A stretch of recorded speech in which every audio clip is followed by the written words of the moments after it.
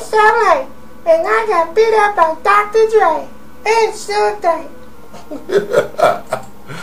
Alright, enough of that garbage. Let's focus on the real.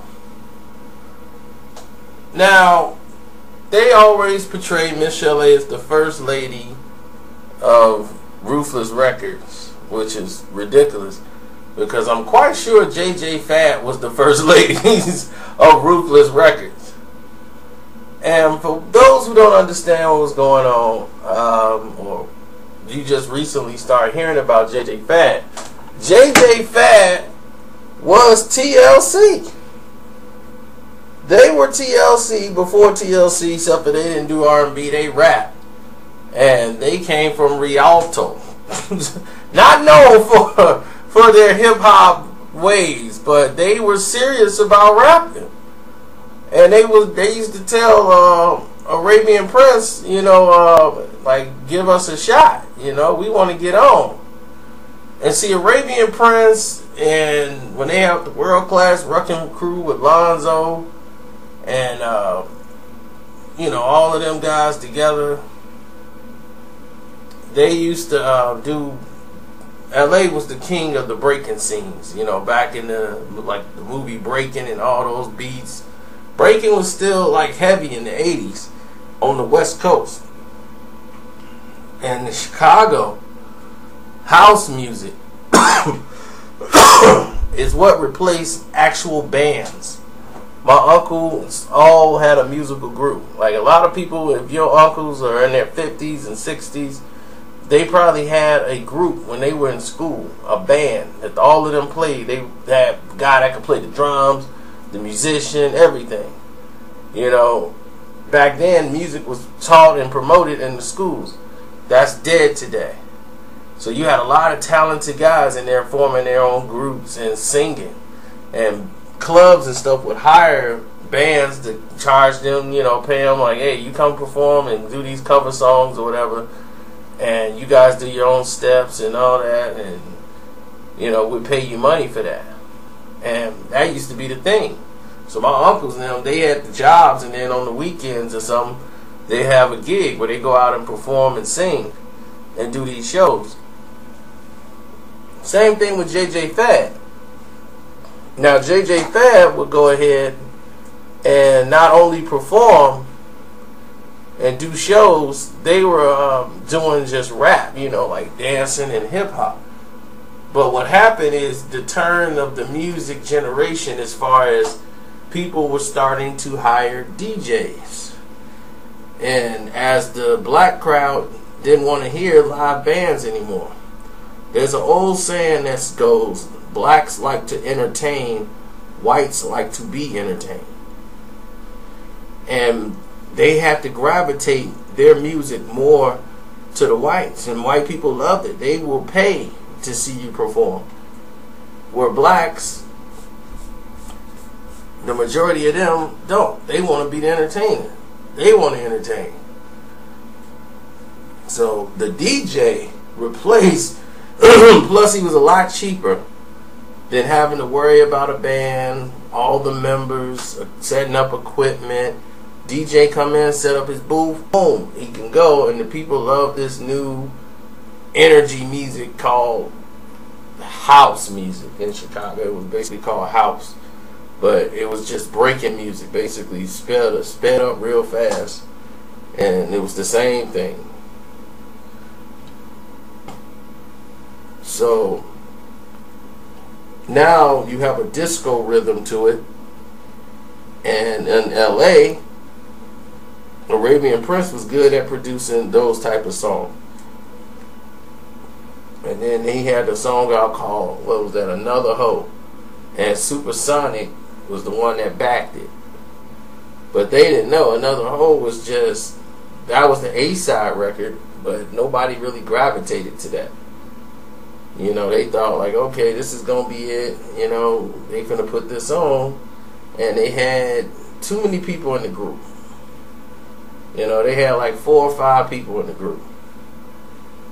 You had, what, MCJB, Sassy C, Baby D, OG Rocker, Crazy J, you know, and they had Lady Anna and all of them. They eventually you know, they faded out. So the group, let me see, because I know they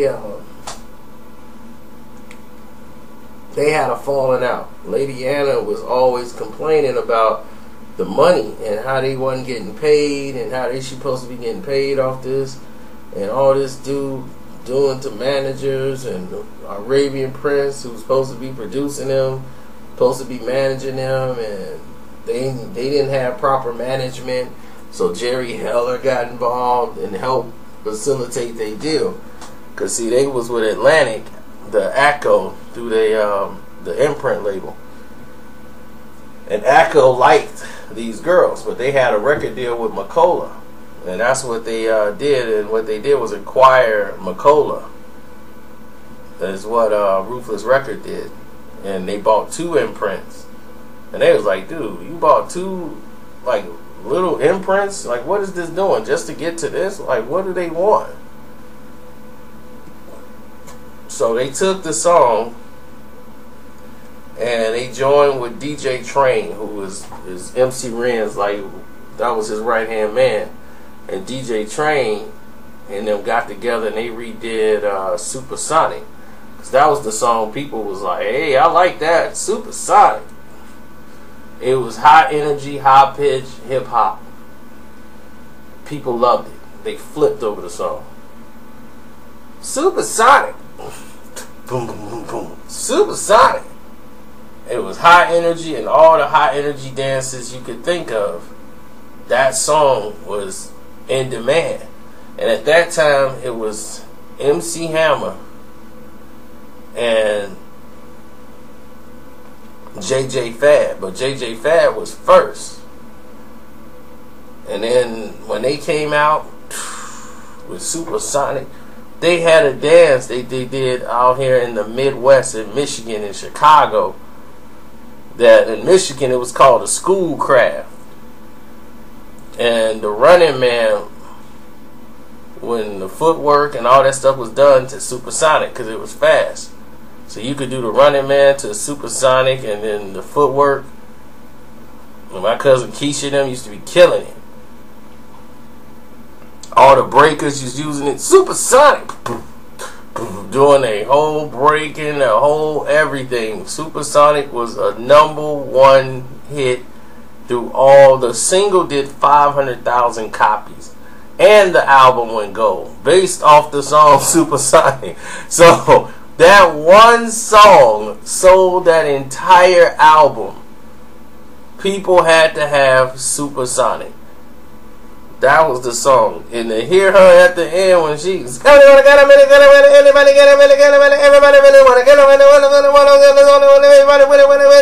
yeah, that's it. When you hear that last verse, everybody was losing it. Like, man, j.j.fad. And what happened was Dre got lazy. He didn't want to work. He didn't want to do the album. He didn't want to work on j.j.fad no more. Because N.W.A blew up after that. Dre had all this intention. Dre did a remix for the song. And it really, basically, Eazy-E opened up a bank account based off that album. He had never had a bank account until then. But that album helped him open up a bank account and get the things rolling for Ruthless Records. Why j.j.fad wasn't mentioned, I have no idea. Because the group, when michel'le or Sassy C came along and joined the group, that was it. You know, so it was Baby D, who was 15 years old at the time, and MCJB, and then they got Sassy C. That was it. And then with Arabian Prince as the producer, they was doing alright. And Prince always, you know, he was always into that house stuff. So even on Straight Outta Compton album, that's why you got that I Wanna Dance. That one song from Arabian Prince on that. They was like, look, Prince, this is not the world-class wrecking crew. Everybody who likes Straight Outta Compton gets to that, like, yeah, man, that dance song, I just can't go with that. But there's some people that's in the Midwest, they love that song because they remember when they was breakdancing. You know, that was it. House music. This was the new fad. j.j.fad. And what did that JJ stands for? It was like Juanita, Juana, Fatima, Anna, and Deanna. So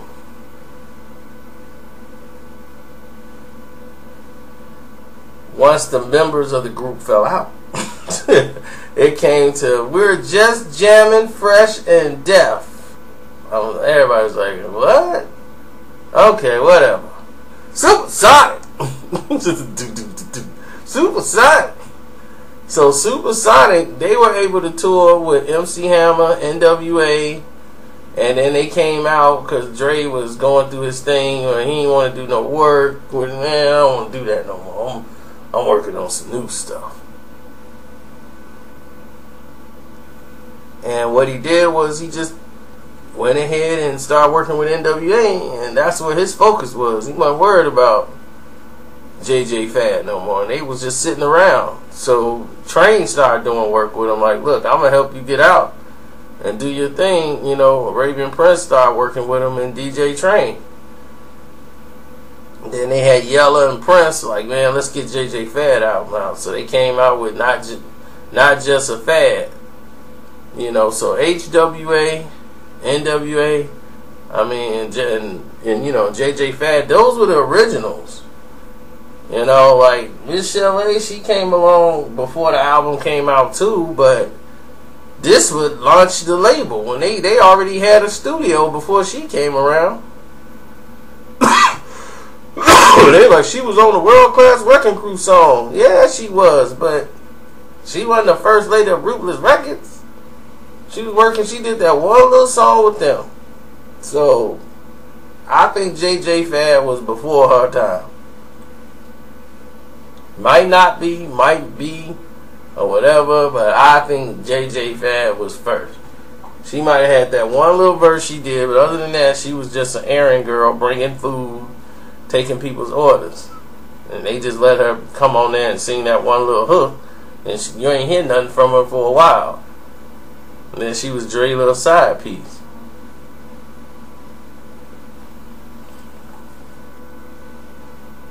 But Supersonic, like Eminem, it got a lot of praise once Eminem mentioned him in a he mentioned him on Rap God.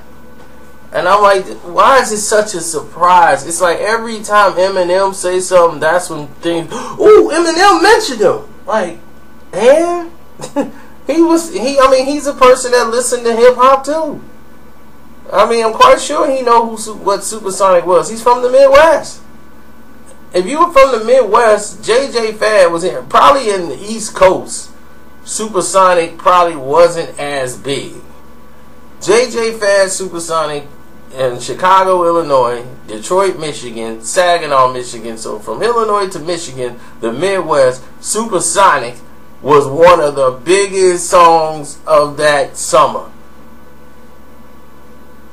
That was summer of 89, I think. Summer of 89. 89 or 88. But one of them, man, Supersonic was out. That was it.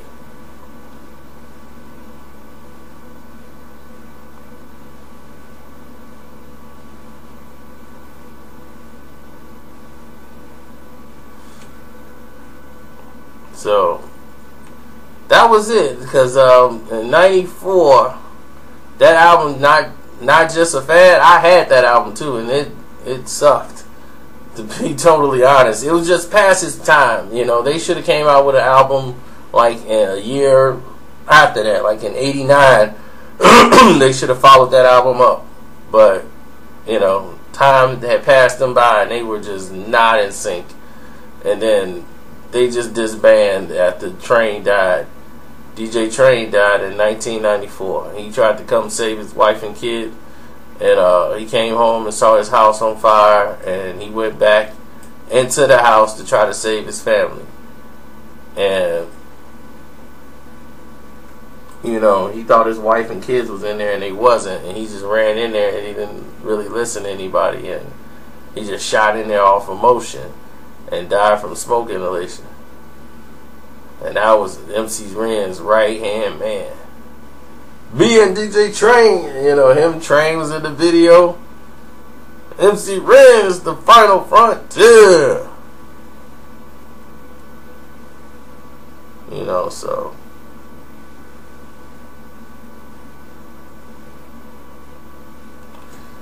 that was sad.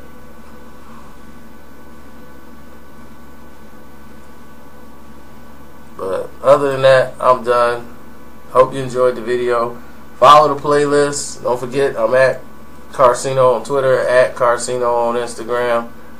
And subscribe and all that good stuff. I'm out.